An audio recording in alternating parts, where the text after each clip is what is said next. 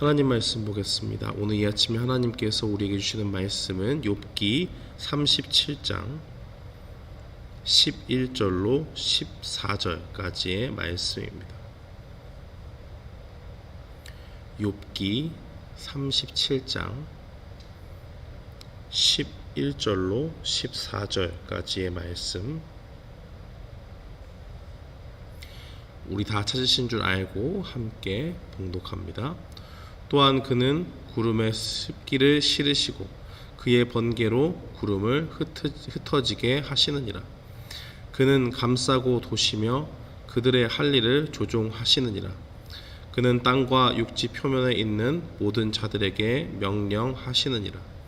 혹은 징계를 위하여, 혹은 땅을 위하여, 혹은 긍휼을 위하여 그가 이런 일을 생기게 하시느니라. 욥이여, 이것을 듣고 가만히 서서 하나님의 오묘한 일을 깨달으라. 아멘. 저는 본문 말씀 욥기 37장 11절로 14절 말씀을 통해서 하나님의 오묘한 일을 깨달으라 라는 제목으로 주의 말씀을 선포하겠습니다. 오늘 본문에서는 이 엘리후의 계속된 답변이 이어지고 있습니다. 엘리후는 답답함 가운데서 욥의 세 친구와 또 욥과의 그 대화 가운데서 자기가 하나님 앞에 지혜를 받은 자다라고 그렇게 소개를 하면서 자연 만물을 다스리시는 그 하나님에 대해서 이야기하고 있습니다. 11절 말씀에 보니까 구름을 자유자재로 다루시는 그 하나님의 모습을 담고 있습니다. 하나님께서는 구름을 조종하시는 분입니다. 하나님의 입술을 통해서 하나님의 명령 가운데서 구름이 갈 바를 정하고 그 할 일을 하나님께서 정하신다는 것을 우리는 볼 수 있습니다. 하나님께서는 자유하심 가운데 온 세상을 다스리시는 통치자로서 구름을 이용하셔서 사람을 징벌할 수도 있고 그것을 사용해서 사람을 구원하시기도 합니다.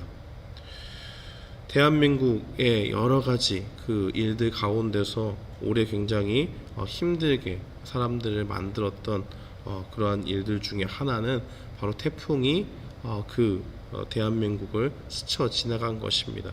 몇 개의 태풍이 여러 번에 걸쳐서 오게 됨으로써 그 가운데서 수해를 입은 사람들이 많이 있고, 농사를 짓는 분들 같은 경우는 한 해의 농사를 모두 망쳐버리는 것 뿐만이 아니라 산에서부터 토사가 내려와서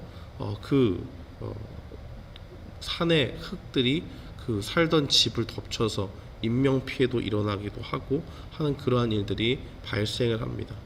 대한민국에서 이러한 일들이 일어나는 것 뿐만이 아니라 우리가 살고 있는 미국 땅의 남쪽 지역에서도 올 들어서 9개의 태풍이 와서 그 플로리다나 그 주변에 있는 해안가에 있는 그런 도시들 속에 굉장히 많은 태풍으로 인해서 비가 퍼붓게 되고 거기서 사람들이 목숨을 걸고 대피하는 그러한 일들을 우리 뉴스를 통해서 듣게 됩니다. 태풍이 주는 그 어마어마한 양의 그 물들로 인해서 이 집과 차량이 잠기게 되고 이 사람들은 그 속에서 대처할 수 있는 길이라는 것은 빨리 그 현장을 떠나는 일뿐이었습니다. 하나님께서 보내신 그 태풍을 아무도 막을 수 없기 때문입니다. 또한 하나님께서는 이 구름을 통해서 가뭄을 겪는 사람들에게도 은혜의 비를 내려줄 수가 있습니다. 하나님께서는 온 세상의 주관자가 되시기 때문에 구름을 통해서 여러 가지 다양한 일들을 하실 수 있는 것입니다. 그러나 이 구름이 어떻게 될 것인가, 어떠한 일들을 할 것인가 우리는 정확히 알 수 없을 때가 많습니다. 얼마나 많은 태풍이 올해에 발생을 하고 예측을 할 수 있지만 그것이 정확히 어떠한 일들을 벌일 것인가는 정확히 알 수가 없다는 말입니다. 이 모든 일들은 사람이 할 수 있는 것이 아니고 하나님이 정하시고 그 정하신 바대로 이루어지는 것을 우리는 보게 됩니다. 사랑하는 성도 여러분, 이러한 자연현상을 통해서 우리는 무엇을 깨닫게 됩니까? 우주의 만물을 주관하시는 주권자가 바로 하나님이시요, 하나님 한 분 외에 온 우주를 다스리시는 분이 없다라는 것을 우리는 깨닫게 됩니다. 엘리후는 지금 욥에게 이러한 이 하나님의 모습들을 보여주는 것이고, 이 일들을 통해서 욥이 깨달아야 될 것이 있다라고 그렇게 이야기를 합니다. 욥은 자신이 처한 고난의 이유를 알지 못해서 하나님께 호소하고 있습니다.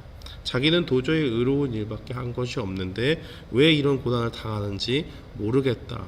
하나님이 나를 죽을 위기 가운데 놓으셨고 그 가운데 건지실 수 있는 분이 하나님밖에 없으니 내가 하나님 앞에 호소한다라고 그렇게 주장하고 있습니다. 엘리후가 듣기에는 이것은 굉장히 어리석은 말로 생각을 했습니다. 왜냐하면 그가 욥이 하나님을 원망하고 있다라고 그렇게 생각했기 때문입니다. 엘리후의 입장에서 욥의 모습은 자기가 더욱더 의롭다라고 생각을 하는 것이고 하나님 앞에 흠잡을 수 없는 의로움을 가지고 나아가는 그러한 모습을 보였다고 생각을 했습니다. 그래서 그 모든 상황을 이해하지 못하는 이 가운데서 하나님 앞에 그 대답을 요구하고 있는 그러한 욥의 모습을 보면서 그 입술을 잠잠히 하고 온 세상을 다스리시는 그 하나님을 바라보면서 전능자의 일을 우리가 다 이해할 수 없기 때문에 다만 그 앞에서 우리가 하나님의 오묘하신 일들을 보면서 주님의 그 권능 앞에 잠잠해져야 될 필요가 있다라는 것을 이야기합니다. 그러면서 그는 23절 말씀에 보면 결국에 이 우리가 측량할 수 없는 하나님께서 우리가 모든 일들을 다 이해할 수 없지만 그분의 일들을 통해서 하나님의 뜻을 이뤄 가시고 그 가운데서는 하나님이 선하신 일만 행하신다라고 그렇게 이야기하고 있습니다. 사랑하는 성도 여러분, 우리도 욥과 같이 답답함을 느낄 때가 있지요.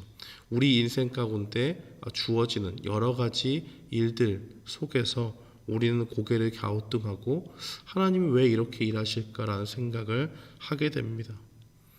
서부에 계속적으로 문제가 되고 있는 산불의 현상도 그렇고 우리가 전 세계적으로 팬데믹을 맞이하면서 코로나 바이러스로 인해서 사람들이 많이 혼란과 고통을 당하고 있는 것을 보게 됩니다. 이러한 모습 속에서 우리는 완전한 답을 알지 못합니다.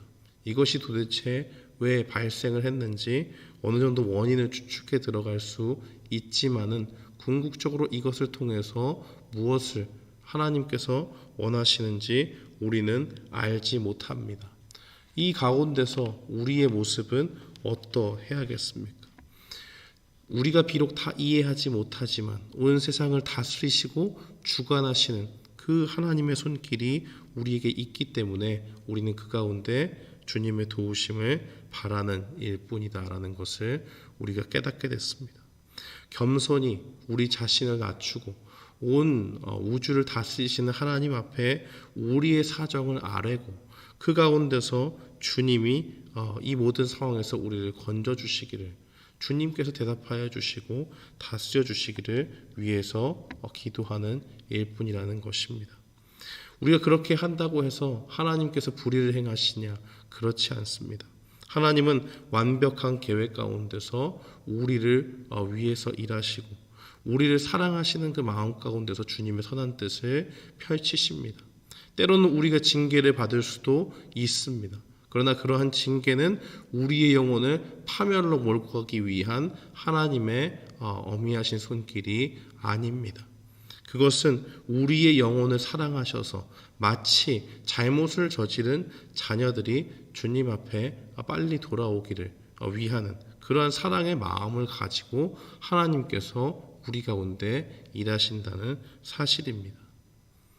사랑하는 성도 여러분, 오늘 이 말씀을 기억하면서 우리는 온 우주를 다스리시는 그 하나님의 모습 가운데서 우리의 모습이 얼마나 연약한가를 깨달아야겠습니다.